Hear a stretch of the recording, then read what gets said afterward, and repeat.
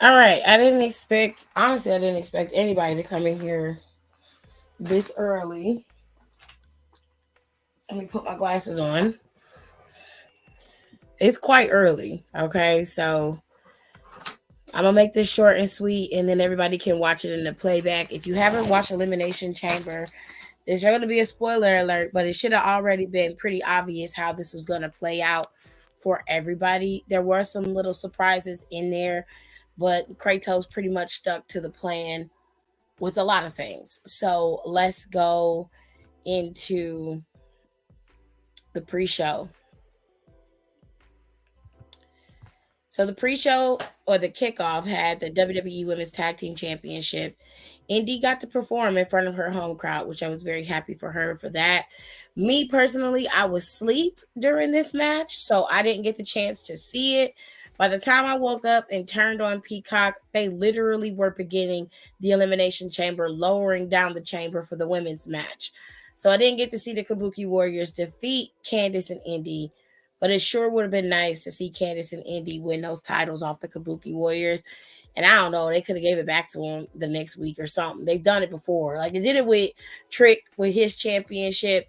I feel like they could have did it with Indy and Candice as well. It wouldn't have killed anybody or hurt anything. But you know, it is what it is. I ain't mad at it per se. Um, I'm just glad Indy was able to perform. I really wanted her to have an opportunity.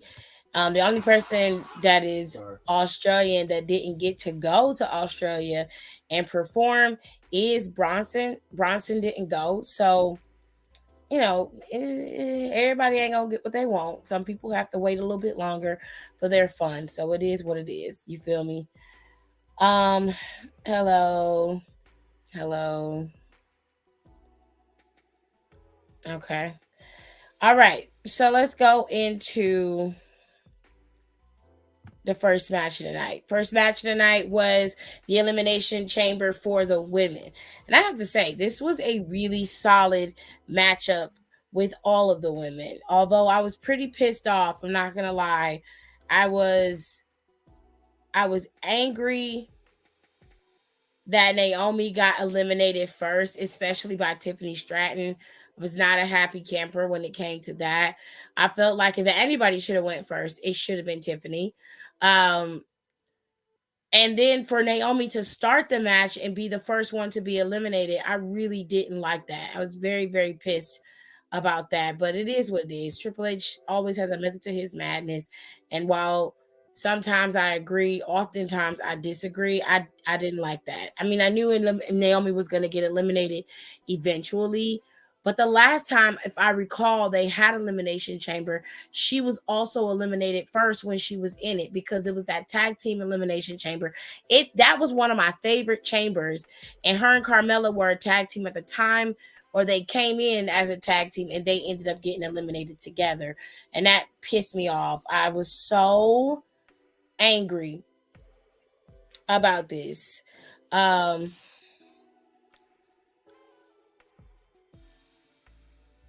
okay, good for Bronson and his wife, I guess.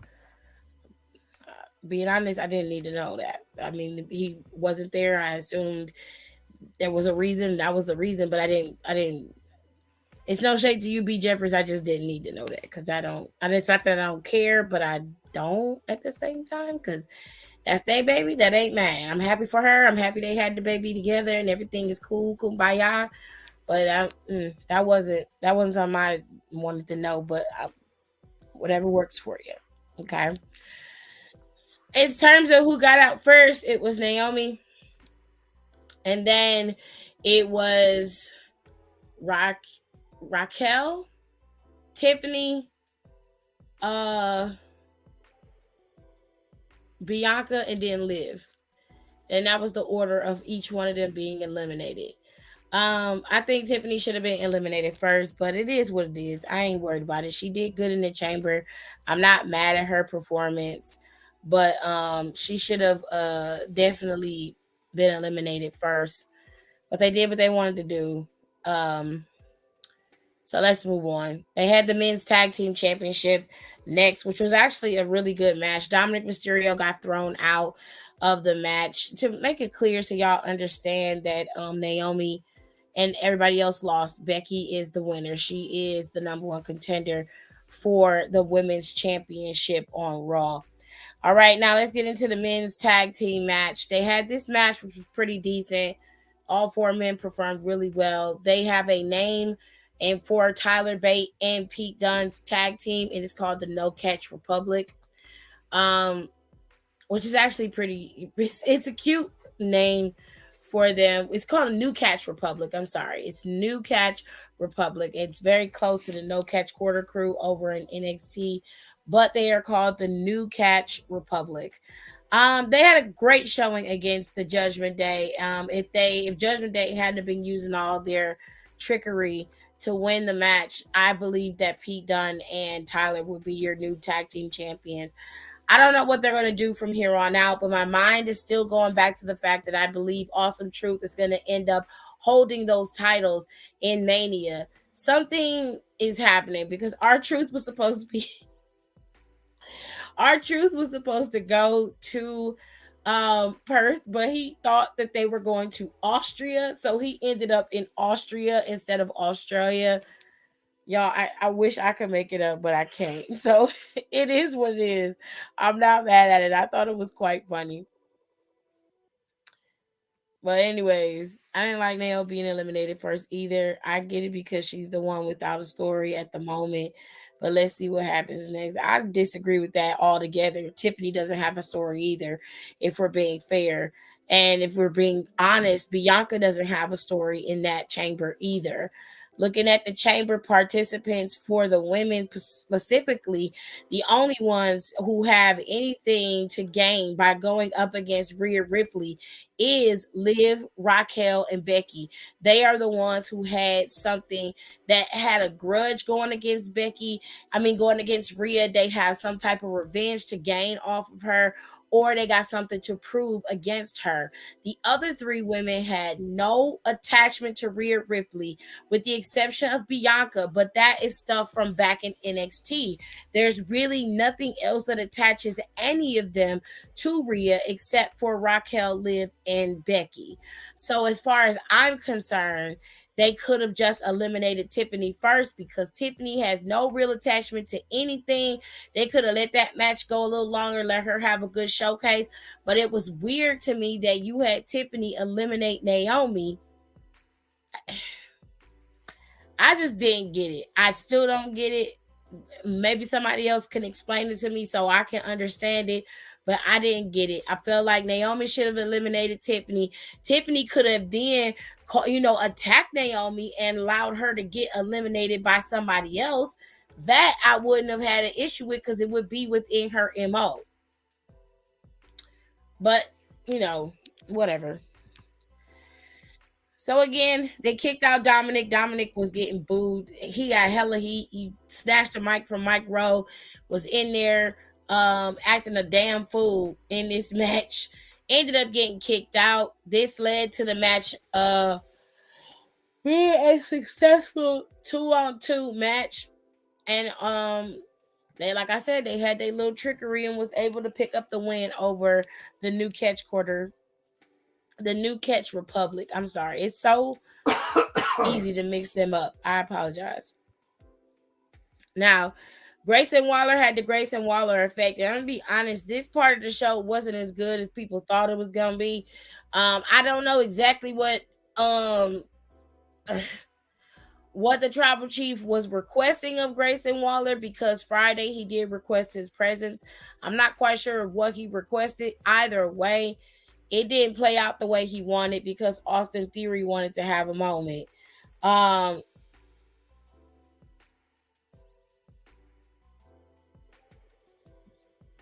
he got his moment, obviously mimicking The Rock, but he also ended up taking a curb stomp and a Cody cutter.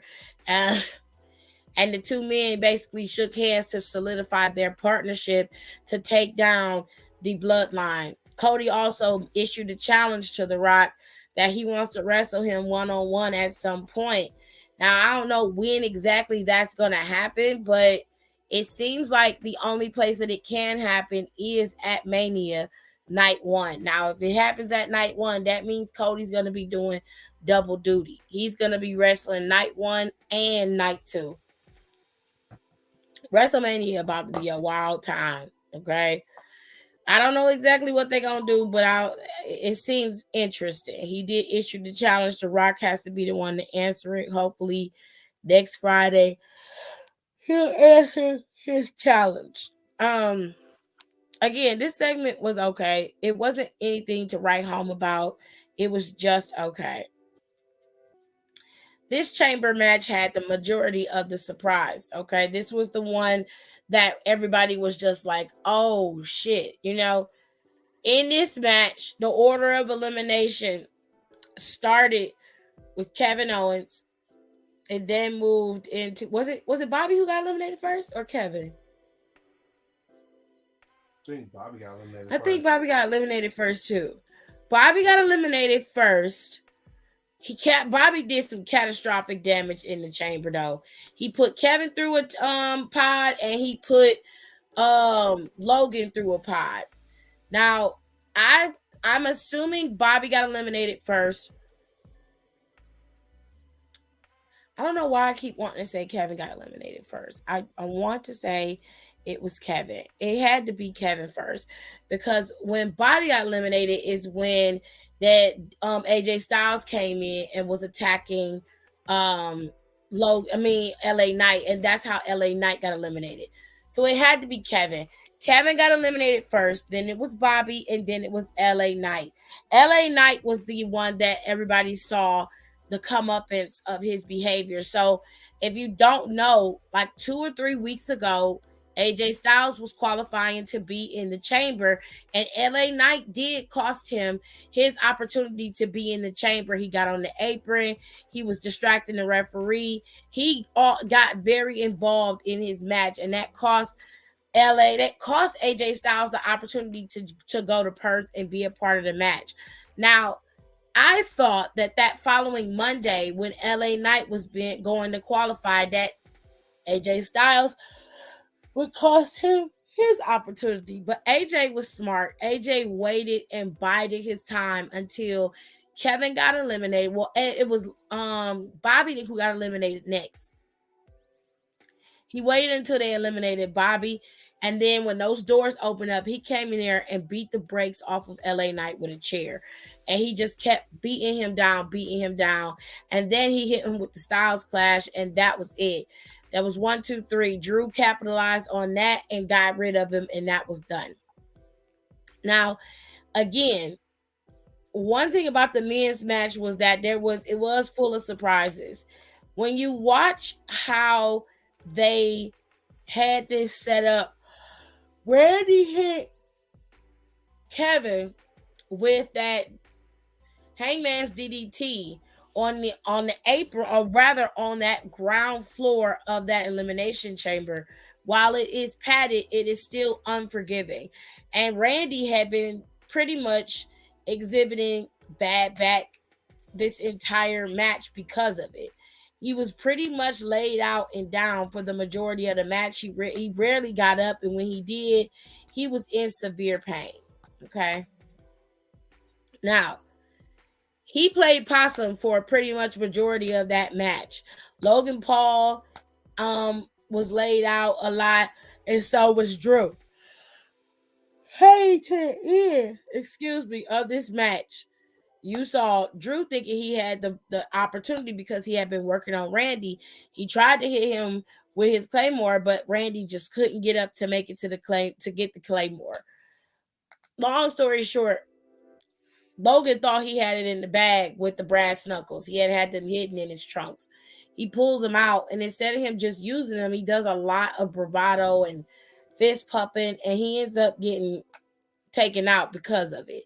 It suffers an RKO, and then they was able to eliminate him. Now, for that time frame that he got eliminated, up until he for that whole time he was sitting there with the doors open because he never left. He never left the match. He legitimately laid there with the doors open. Like he was so tired and couldn't get up. And he did. He ended up waiting until Randy played possum long enough to hit that RKO. But when he got done with the RKO, he popped up. Logan came in the ring and hit him in the face with the brass knuckles. So he cost Randy Orton that opportunity to go to Mania, and Drew McIntyre was able to capitalize. So in this match, there was a lot of interference going on. There was a lot of setups of matches because what I believe they set up here between Paul and Orton is their clash for that United States Championship at WrestleMania. Because right now, Randy's not getting anywhere near that world title, at least not at the moment. So they got to give Randy something. Somebody got to get something. And then, unfortunately for LA, he's not going to get that United States Championship, and neither is Kevin Owens. So it looks like it's going to end up going to Randy Orton at WrestleMania this year. Final match of the night, of course, Rhea Ripley was the hometown girl. It had to feel really, really good for her to be able to perform in front of all her friends and family. She had 13 family members at the show today. All her mom, her dad, her sister. She had cousins there, it looks like, but her sister and everybody was sitting front row. They were crying when she came out there. She looked great. This is also Nia Jax's hometown. Nia was not her hometown, but this is her home country of origin. She was born in Sydney, Australia. So it was kind of a double-edged sword for some people. They love Rhea Ripley and she's a hometown girl, and they hate Nia, but she's a hometown girl. But they did boo Nia and cheer Rhea Ripley. But it had to feel good for Rhea to go out there and have everybody cheering for her, Rhea on her side. For the most part, Nia Jax dominated majority of this match.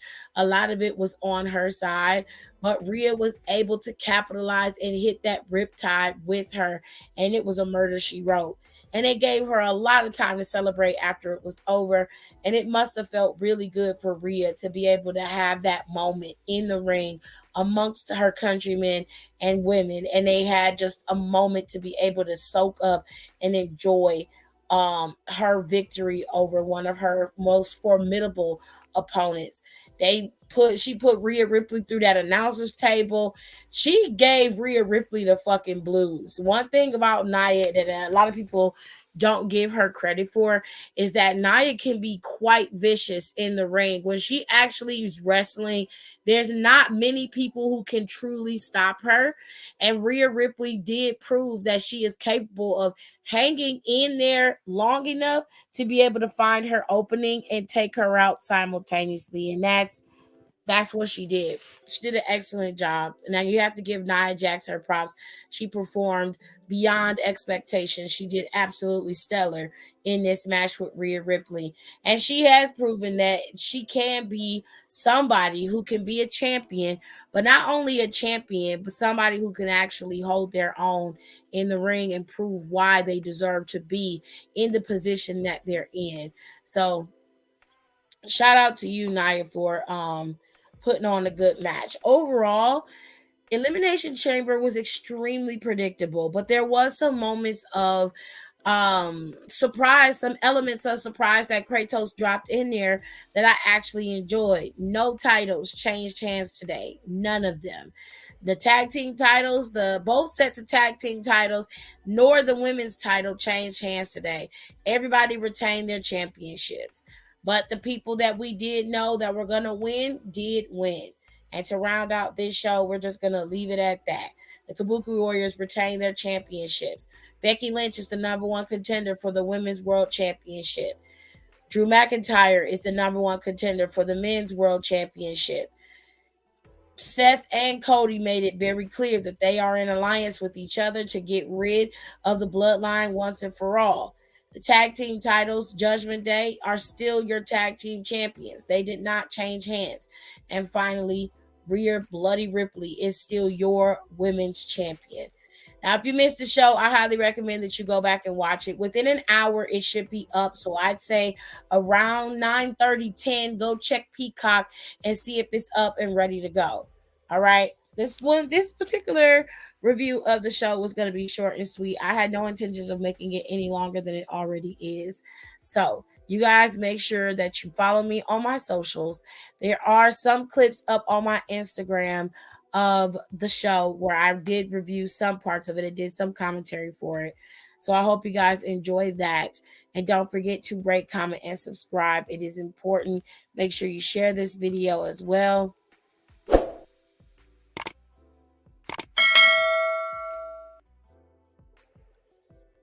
And I will see you guys next time, probably on Monday after Monday Night Raw is when I will see you guys.